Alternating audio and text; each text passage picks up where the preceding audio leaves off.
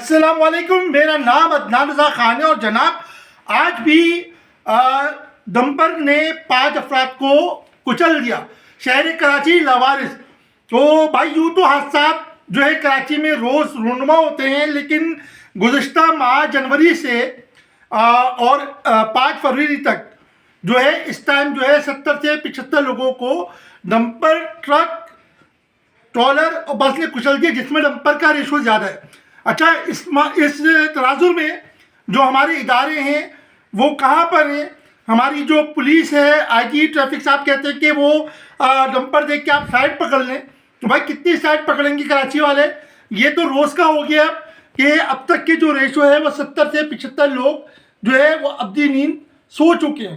اگر آپ dumper mafia کو کچھ کہتے ہیں، وہاں سے ان کی جو صدر ہیں وہ فرماتے ہیں کہ ہم جو ہے ڈمپرز کی ہڑتال کر دیں گے، ڈمپرز کو بند کر دیں گے، ٹریفک جام کر دیں گے۔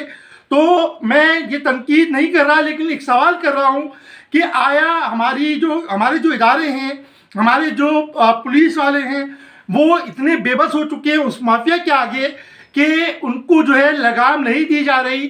اس پہ واضح جو ہے پالیسی بنانے کی سخت ضرورت ہے، کیونکہ کراچی کا شہری روز بروز مر رہا ہے، کبھی ڈکیتوں کے ہاتھوں، کبھی ڈمپر کے نیچے آ کے، کبھی کسی چیز کے آگے آ کے۔ تو خدا را کراچی کے لوگوں کو جو ہے وہ جینے دے، اور میرا جو ہے لوگوں سے درخواست ہے کہ آپ بھی جو ہے آواز اپنی اٹھائیں، کیونکہ کل کو ایسا نہ ہو کہ آپ کے گھر میں سے بھی کوئی جو ہے اس میں شامل ہو۔ جزاک اللہ، اللہ حافظ۔